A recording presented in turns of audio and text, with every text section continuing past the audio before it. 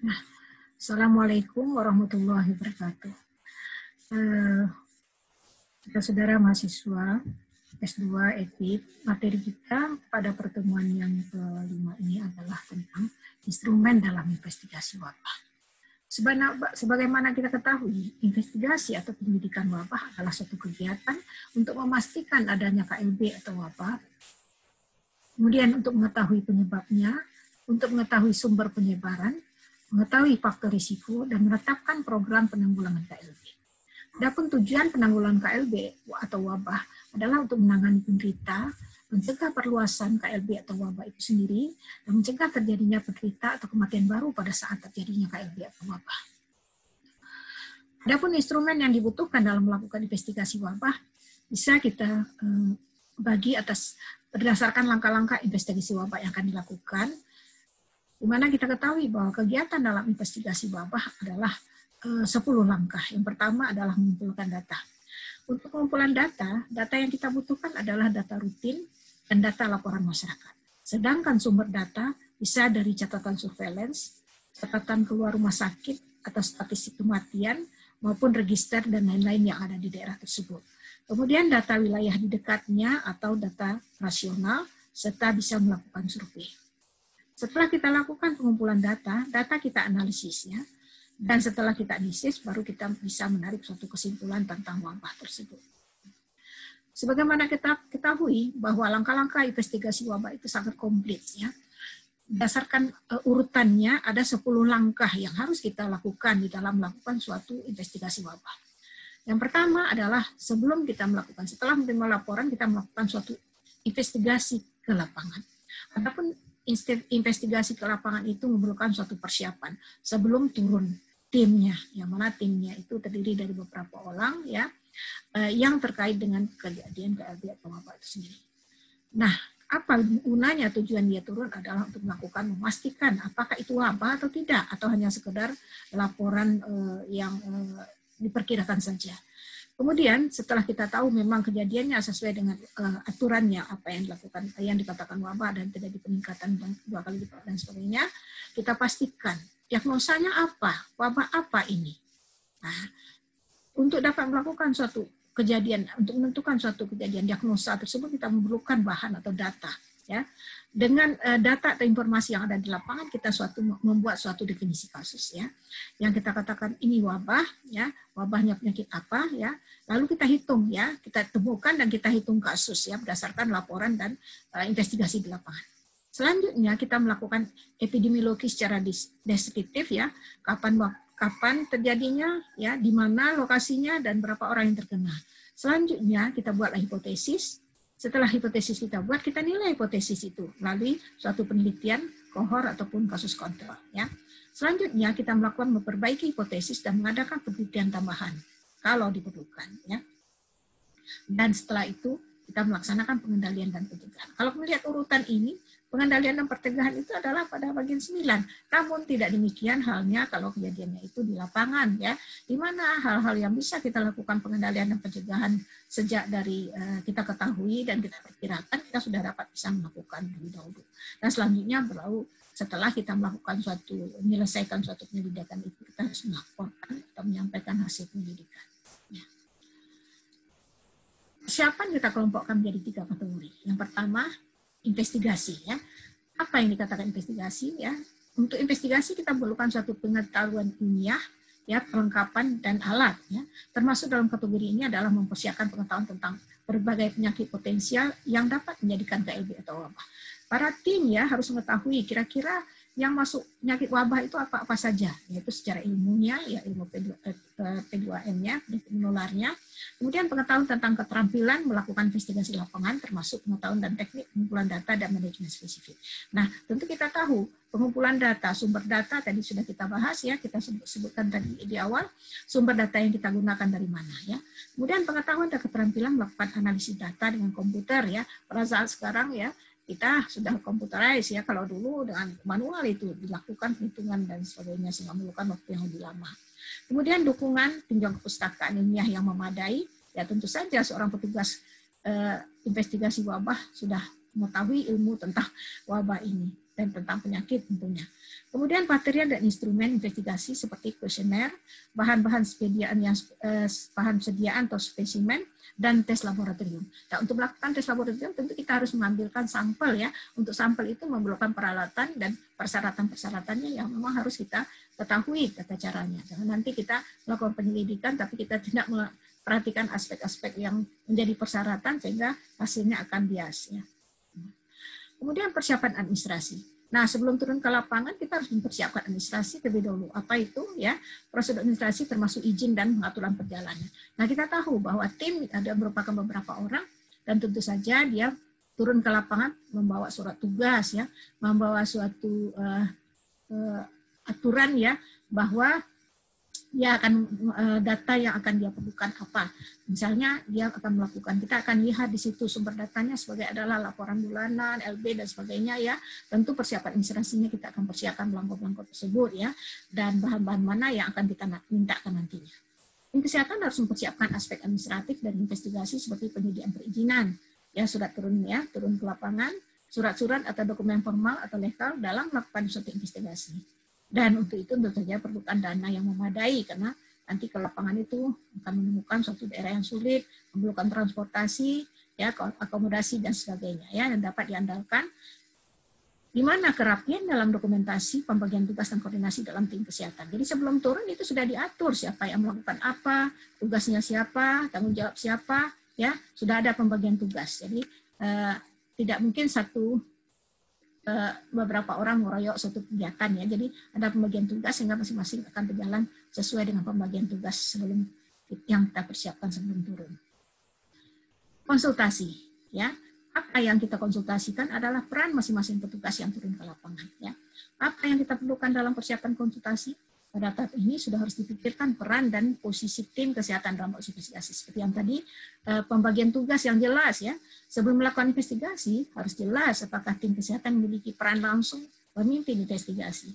Atau hanya mitra dari pejabat atau petugas kesehatan setempat, misalnya staf dinas kesehatan setempat atau berperan memberikan bantuan konsultasi terhadap pejabat atau petugas lokal. Biasanya, untuk turun ke lapangan tentu saja berdasarkan laporan wabah itu dari bawah dulu ya. Kalau misalnya di daerah atau di lokasi kejadian tentu nanti akan adanya laporan puskesmas ya. Nanti puskesmas akan ikut turun ke lapangan, lalu dinas kesehatan sendiri. Kalau memang dari provinsi yang turun tentu tim ahlinya yang akan memberikan melakukan suatu sebagai tempat konsultasi dari petugas yang ada di dinas kesehatan. Dan sesuai dengan aturan wabah yang kita ada bahwa lokasi itu akan sangat menentukan siapa tim yang akan ikut turun ke lapangan. Kemudian mengenal dan menjalin kerjasama dengan petugas atau staf kontak lokal serta otoritas tempat adalah sangat penting. Jadi meskipun kita turun di dalam rangka investigasi wabah, tapi peraturan perizinan untuk masuk ke suatu daerah harus ada izin, harus melibatkan petugas tempat. Itu tata cara itu harus kita ikuti.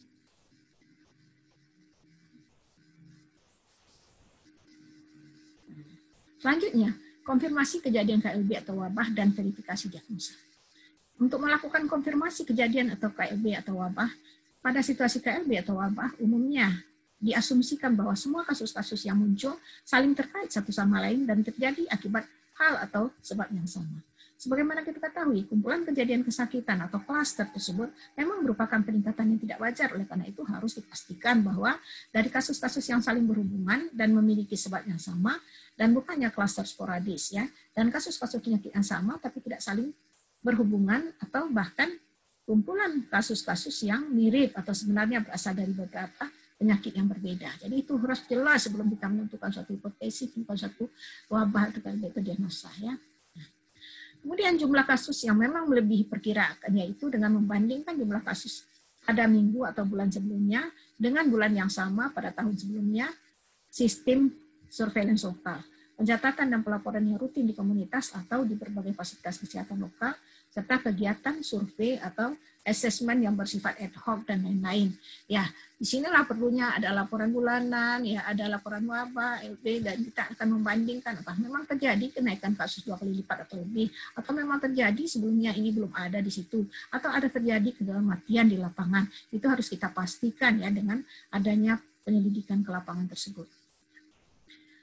Ketiga, peningkatan jumlah kasus yang melebihi ya, yang tersebut bukan disebabkan oleh faktor lain, ya artifisial atau juga peningkatan insiden penyakit sesungguhnya, seperti misalnya peningkatan karena adanya perubahan definisi kasus, yang dikatakan kasus misalnya kita contohkan satu penyakit ya, penyakit dengan dua gejala itu kita anggap itu suatu gejala penyakit. Tetapi dengan adanya informasi baru atau pengetahuan baru, dengan satu gejala saja kita sudah bisa menyatakan itu suatu penyakit ya tertentu, maka dengan sendirinya akan terjadi peningkatan. Nah, ini apakah memang terjadi peningkatan akibat perubahan definisi kasus tersebut? Ini perlu kita pastikan sebelum kita menentukan itu suatu wabah atau tidak.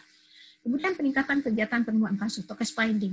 Misalnya ya, terjadi kita melakukan survei atau kita melakukan semua kegiatan semua masyarakat kita libatkan. Katakanlah misalnya posyandu cakupannya biasanya 60%, tapi karena kita mengadakan suatu kampanye ya ada pejabat yang turun ke lapangan sehingga kegiatannya meningkat ya, sehingga ditemukanlah kasus yang meningkat atau pendataannya meningkat. Nah, itu adalah disebabkan karena keadaan sesaat ya.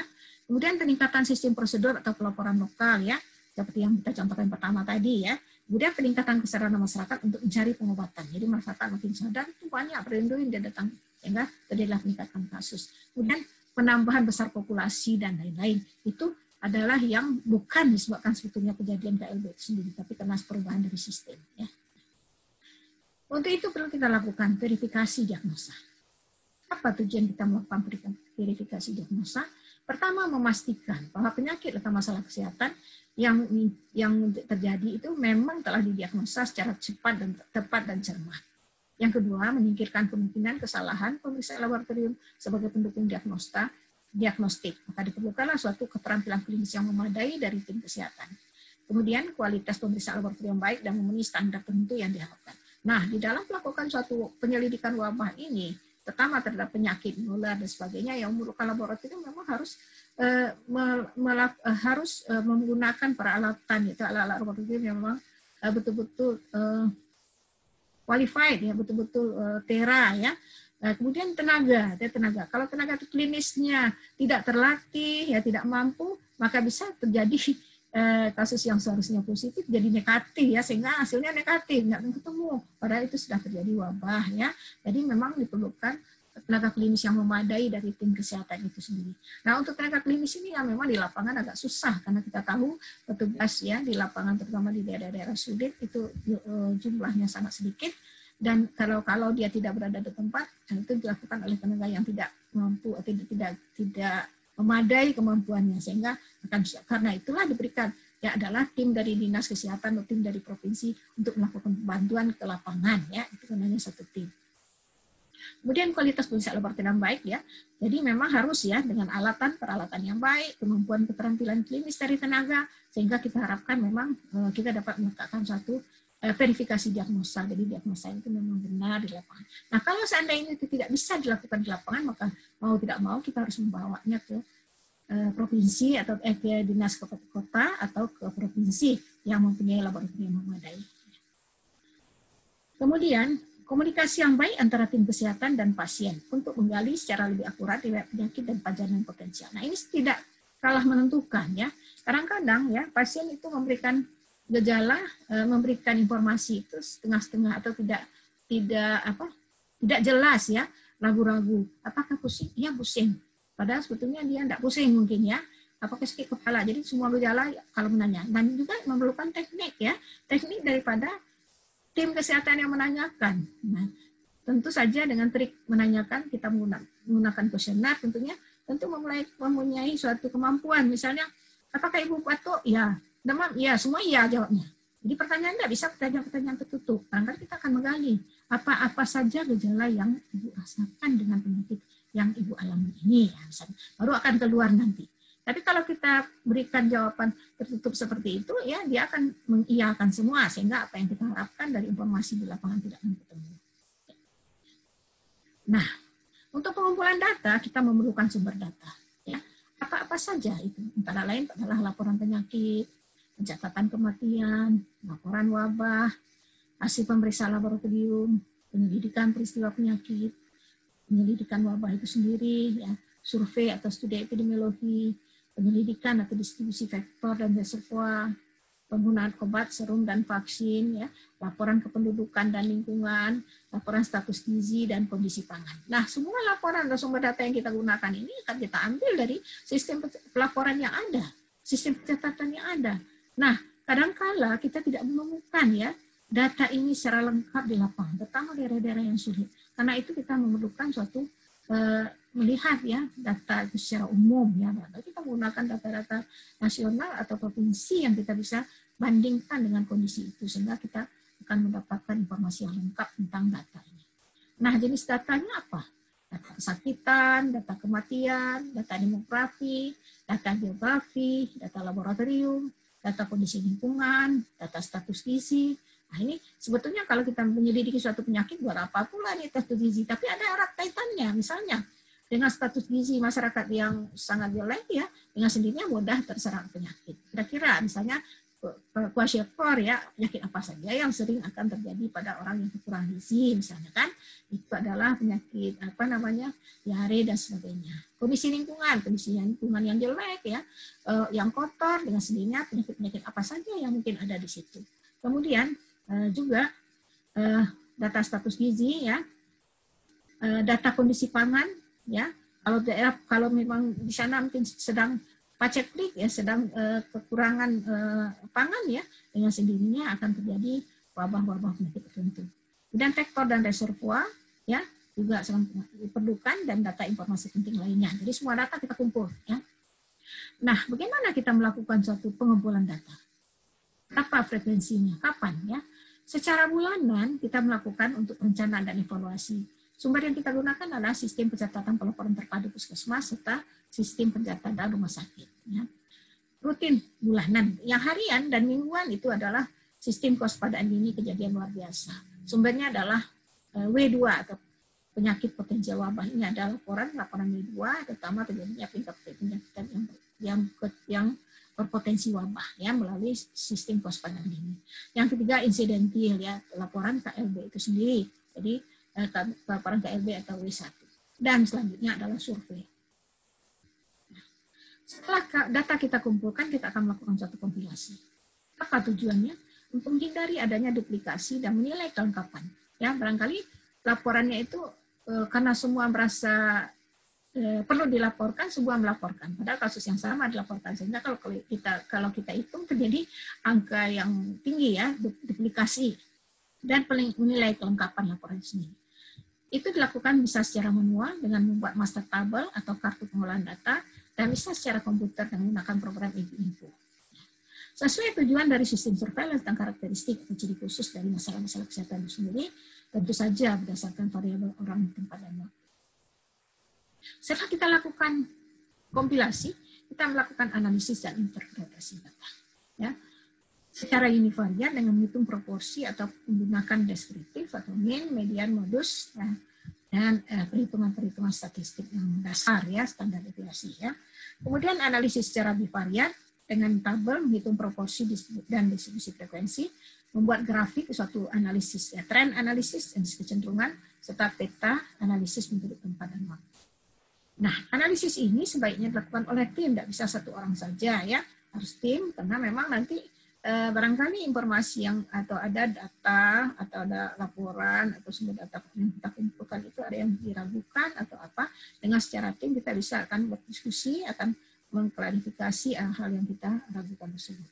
Nah, inilah langkah-langkah yang kita siapkan, yang kita lakukan di dalam melakukan suatu pengumpulan data ya, dengan instrumen-instrumen yang kita gunakan. Sebagaimana kita ketahui, ini akan menentukan suatu data yang kita bikin, yang kita analisa sampai kita melakukan analisa dan interpretasi, nanti itulah yang akan keluar nanti kalau kita melakukan suatu investigasi di lapangan, itu akan kita keluarkan merupakan laporan kita nanti. Karena itu dari semua langkah yang kita lakukan itu sangat diperlukanlah kehati-hatian kita dan kebenaran data yang kita kumpulkan. Sebab dengan tentukan suatu KLB atau wabah ya, yang sebenarnya atau tidak yang menurut data yang sebenarnya itu akan sangat berpengaruh sekali akan daerah itu sendiri. Bahkan ya, karena orang sudah mengetahui kalau terjadi suatu wabah di suatu tempat, orang tidak akan ke sana, akan terjadi dan banyak berdampak pada masalah ekonomi, sehingga kadang-kadang pemerintah daerah tidak mau dia mengatakan daerahnya itu ada KLB atau wabah, dia sembunyikan ya, karena akan berdampak kepada pengunjung, orang yang tidak mau datang ke lokasi, dan berdampak pada ekonomi, orang ketakutan dan sebagainya, seperti yang kita rasakan pada saat ini adanya pandemi ya, apa yang akan berpengaruh, yang sangat mempengaruhi kondisi dan situasi suatu daerah. Demikianlah, dan dalam melakukan ini semua tentu saja memerlukan latihan. Nah, teman-teman ya, saudara-saudara yang kerja di lapangan, untuk dapat memahami ya ini, tentu saja ya untuk melengkapi ilmunya memerlukan satu pelatihan ya. Ambillah suatu lokasi ya, kita selidiki, kita lihat kejadian, kita lihat laporan bencana, katakanlah tahun yang lalu, mungkin kalau tahun sekarang tahun 2020 itu kaitannya dengan pandemi ya. Sebelumnya mungkin 2019, 2018, cobalah cari suatu data yang ada di lokasi itu, terutama terkait dengan wabah, sehingga saudara mendapat pengalaman ya. Sebab kalau untuk praktek ini tentu saja tidak bisa kita jadwalkan, karena kejadian wabah itu kan sifatnya namanya KLB, luar biasa ya, tidak bisa kita jadwalkan. Demikian saja materi yang dapat diberikan pada kesempatan ini, dan barangkali bisa kita lengkapi dengan tanya jawab diskusi. Nah, karena kita dalam kondisi daring ya, barangkali diskusinya kita lakukan secara e-learning atau WA saja ya. Nanti akan kita bisa klarifikasi. Demikian saja, terima kasih wabillahi taufiq wal hidayah. Wassalamualaikum warahmatullahi wabarakatuh.